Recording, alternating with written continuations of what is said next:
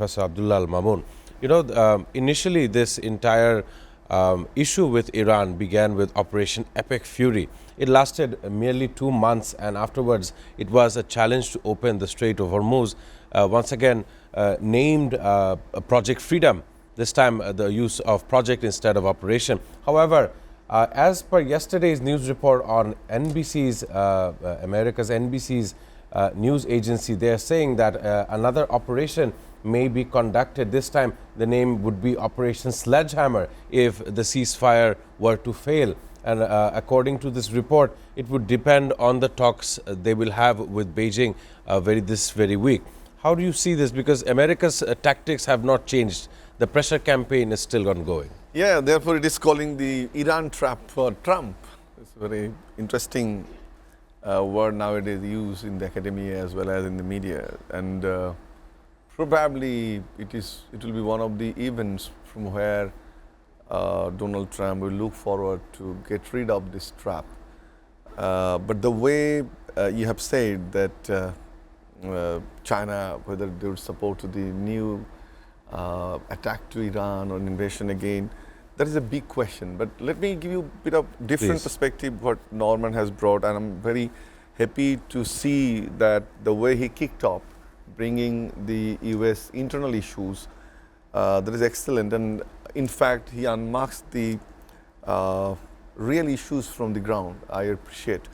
But if you look at it from the Chinese perspective and the question you have asked me, right, in response to that particularly, so you see 80% of Chinese oil solely comes from Iran.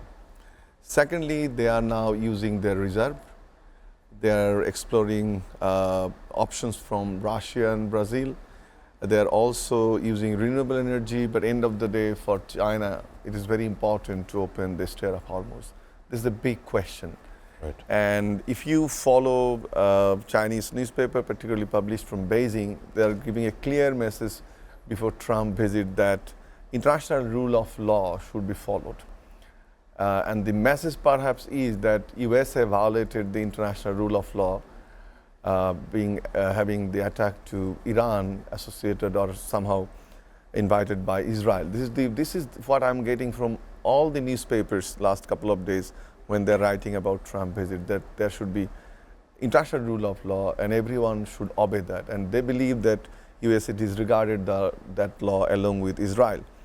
Secondly, I think to trade with USA and China would be a very important part of the discussion. But I would like to focus this visit mostly from the political perspective, right, where Trump will try to have something to satisfy his people that the cost they are bearing because of the Iran war, that has been compensated through his visit in China.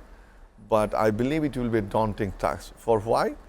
Because in any case, China would not allow the closure of the Strait of Hormuz anymore. So therefore, they will not at all will agree with Trump's invitation or maybe another wave of attack in Iran.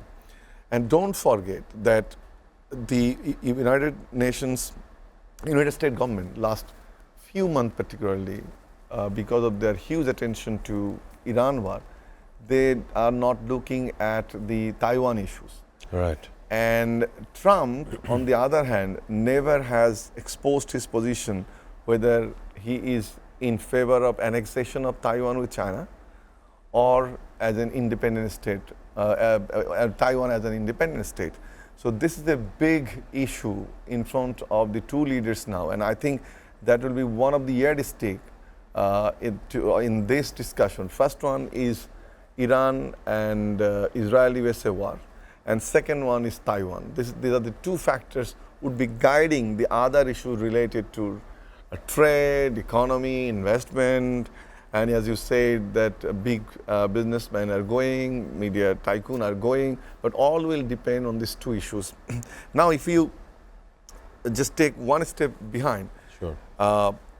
Last couple of weeks in fact, USA is trying to, or Trump is desperately trying to sign a treaty, and if you look at Iran's position, initially it has been devaluated, not well read perhaps.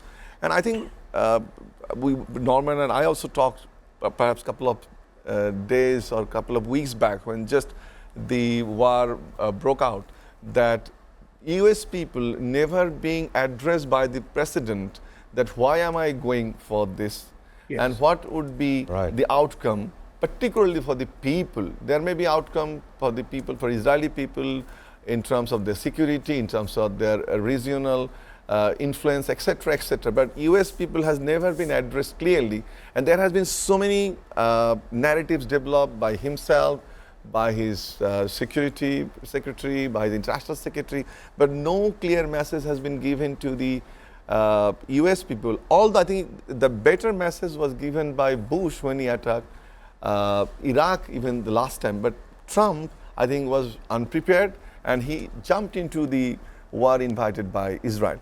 And when he is visiting China with a big hope, on the one hand to open the Strait of Hormuz because China needs oil, on the other hand the question you put at the very first instance, that I don't really see that relationship with China and Iran would even some extent change due to a Trump visit. What could happen that the agreement or the ceasefire that is continuing, Right. but the agreement we are looking forward, I think it is, I should not say last chance, but it will be a good missed opportunity if Trump can convince Xi to influence Iran to sign an agreement so that he can get rid of this Iran trap.